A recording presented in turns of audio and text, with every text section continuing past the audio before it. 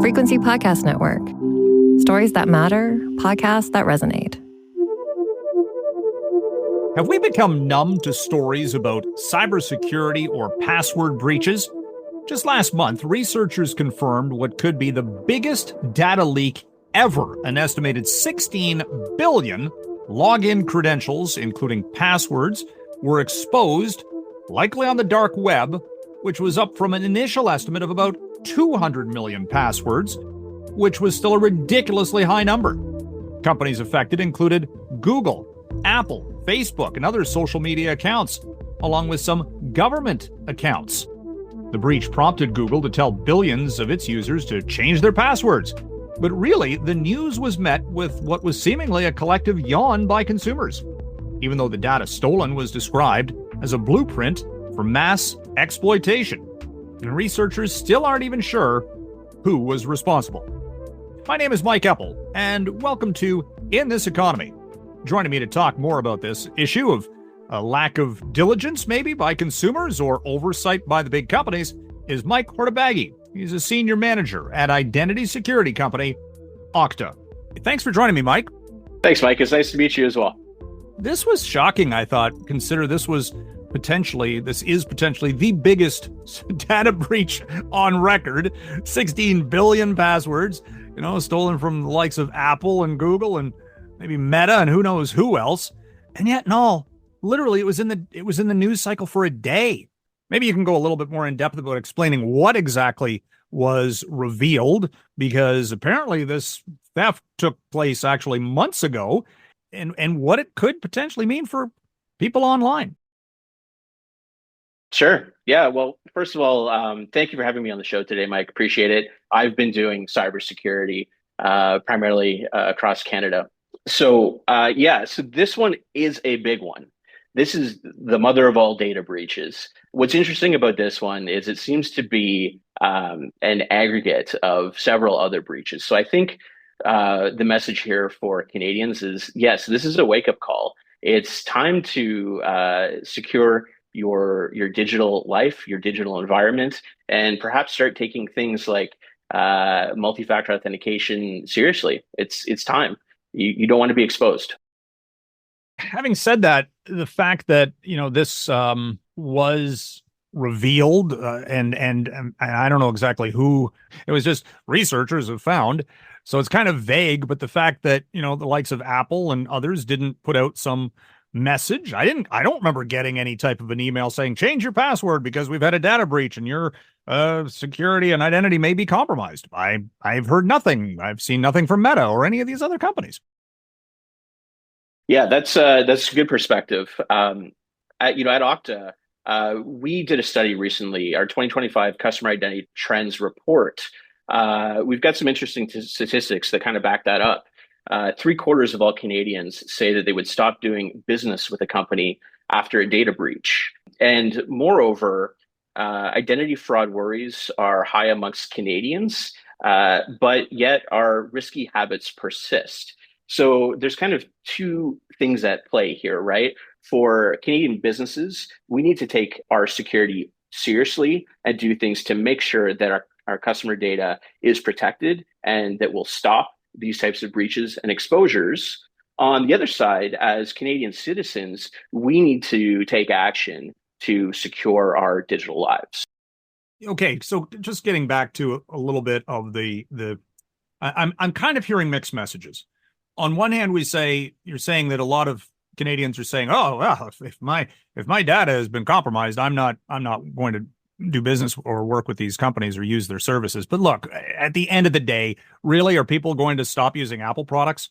Realistically, they're probably not. And same thing, because this is one of the biggest ever, and it involves the biggest names in tech. I can understand, maybe if you have an option to use somebody else's services, but when you're talking about companies of this magnitude, it's a little different story. Yeah, that's fair. I think what's important here is that we need to stop reusing passwords everywhere, right? In our survey, we found that 62% of our respondents said that it's too difficult to remember unique passwords. So while we may not stop using Apple or Google products, what we can do is stop reusing our passwords everywhere. So it's really important that we implement security measures like, turning on two-factor authentication on your Apple ID or other services that you care about, maybe your social media, right? We need to stop reusing passwords amongst all these services and turn on things like multi-factor authentication. Moreover, as a security professional practitioner, there's more that we can be doing in the industry. So my message to Canadians is, secure your digital lives. Turn on those security features. Start using a password wallet to, like a digital password wallet, to generate and help you remember unique passwords to your various different online services.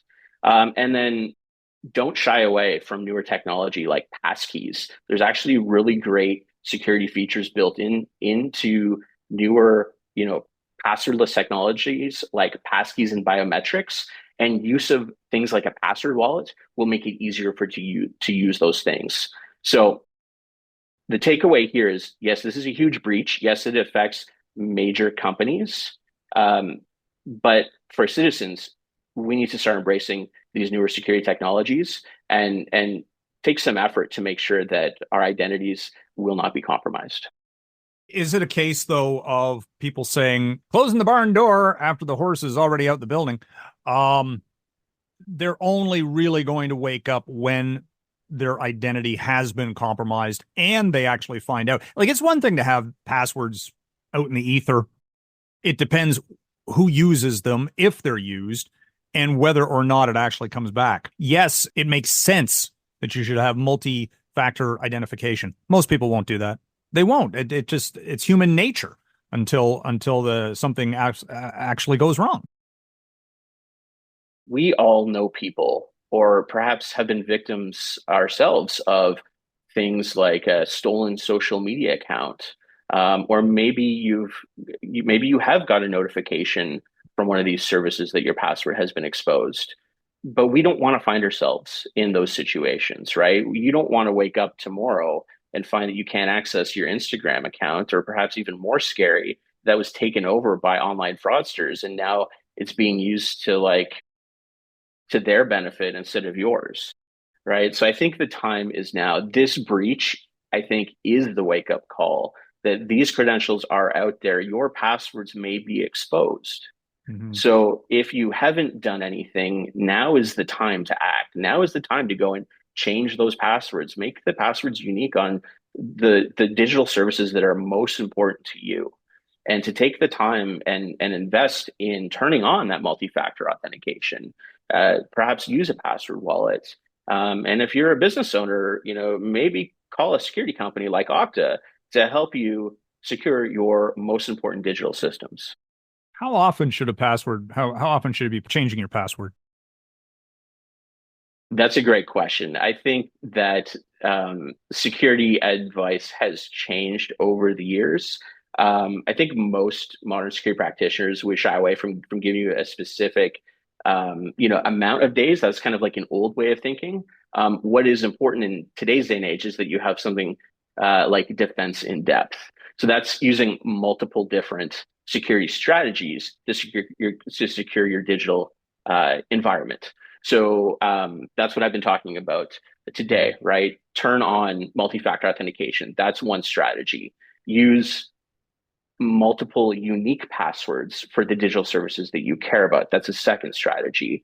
Maybe embrace the use of modern technology like passkeys or biometrics. That's a third strategy. So each of these strategies, it's a small thing, and you're taking iterative steps to making it harder and harder for the bad guys to get what they want. And that strategy is exactly what we do in information security and cybersecurity in the corporate world, right? So we can use those same strategies and apply those to our personal lives. Another thing that you could do is make sure that your devices are up to date, right? Make sure that you've installed all the most recent updates for your operating systems, or your iOS devices, as an example. Yeah. Well, some of these, the larger size companies do already have multi-factor identification in place, to their credit, and yet and all at the same time, You mentioned, people sending out or getting messages, for example, on Facebook. Someone wants to be your friend, and it's from an account that you or a person you're already friends with, so you know that their data has been breached somehow, and yet no, they're not getting any notification from Facebook specifically about the fact that their personalities or their user information is out there. So it does, at the end of the day, come back to the companies themselves. No. I think the onus at this point truly is on the individuals to secure their digital lives, right? Like from my perspective, I hear what you're saying, that you feel that there should be responsible notification disclosure by these companies. But at the scale that we're operating, uh, with cyber threats today, AI, things like that, it's really an arms race. And I truly believe that this breach is the wake up call for each individual to take action and secure their digital lives. If you haven't been thinking about the security of your accounts, it really is upon you to take action. Yeah. Well, it's kind of interesting in your survey results that, from a trust standpoint, we have a lot of trust in, the banks, for example, for securing our information, because that's kind of important. You don't want people to be able to access your bank accounts uh, without authorization. And yet, no, for small retailers online, they've got the biggest, trust factor issue, I suppose. So is it just about size and scope that, or, can these smaller retailers, when they're, hey, look, they're doing as much business online as they possibly can, how do they indicate or build that trust, I suppose, among consumers? Yeah, you're 100% right. We found in our customer identity trends report that trust and reputation is critical. 79% of all Canadians name that as their top priority when deciding whether or not to create an account with that company. And you're absolutely right about Canadians perceiving larger institutions as having higher trust. On the flip side, though, SMB, small, mid-sized business, make up approximately 98% of Canadian businesses. Yet only 27% of Canadians trust them to secure our data. So again, I think that's some unique perspective in the Canadian market, right? We want to support local. We want to do business with local Canadian businesses. It's really important for those businesses to make sure that they are doing the right things to secure customer data, because that trust and security is paramount to their Canadian customers. Yeah. Do you think that this is going to become an even larger challenge for big tech when it comes to protecting identity and how customers, users of social media platforms, for example, interact with these platforms? Consider the fact you've got AI, the deep fakes that are circulating on social media, the rise in scam posts. We've seen a lot of discussion about that. Some well-known financial commentators recently have been out in the open talking about the fact that their identities were, used by fake accounts and people were duped. Does that just ratchet this up to the next level of concern about protecting one's identity online? Mike, I think it does. And, at Okta, we're a big tech company based in California as well. We're trying to raise the bar for the entire industry. Um, some of the work that we're doing around secure identity verification, and some of the other work that we're doing around our Okta secure identity commitment, and some ways that we are protecting corporate data, hopefully will help strengthen corporate defenses for large companies that are responsible for customer data. So, I am really inspired by the work that Okta is doing to kind of be the tide that lifts all boats in the industry. And hopefully, for some of the work that we're doing with the industry standard protocols, will provide a positive impact to those around us. Yeah, biggest challenge is just trying to stay ahead of the bad actors, isn't it? They always seem seemingly like they're a step forward. 100%. Yeah, security is an arms race. It's always the good guys against the bad guys. And AI has certainly has done a lot to change that as well. So best advice, Michael, just keep changing your passwords. A lot of them are now calling for you need characters, X numbers, upper and lower case. You can't just do, the simple, I can remember it, so it's easy, but those are the ones that are easily scammed. Yeah, my pragmatic security advice for most Canadians is, start with a layered approach to security. At minimum, turn on the multi-factor authentication features that are available in the apps that you most use or you most care about. Ideally, use strong factors for those authentication. Absolutely don't reuse passwords, right? Use strong, unique passwords. Wherever possible, use a password manager to help you remember those unique passwords. By the way, is that just an app you download, password managers, these kind of functions? Yeah. Okay. Yeah, there's a bunch of password managers out there. You can do some quick Googling to find some of the best ones. And you need a password to get into it? You do. You need a password, and ideally a strong multi-factor authentication to get into it. But yeah, so that's my advice for Canadians. But for Canadian businesses as well, this should be a wake-up call. We need to secure our data. It's important that trust not be eroded for our customers. So at Okta, we're here to help. We've got a number of different ways that we can help secure customer data, customer identity, and do things like identity verification. So, we're available should the need arise. Awesome. Thank you very much for talking about this with me today, Mike. Thank you, Mike. It's a pleasure. Pleasure to be here. And that was Mike Hortobagyi, Senior Manager, Identity Security Company, Okta. Thank you for listening to In This Economy. If you have any comments or want to provide some feedback to this or any other episode of In This Economy, you can contact me at my email, which is mike.eppel, that's EPPEL, at rci.rogers.com. On social media, I go by @Eppman, EPPMAN.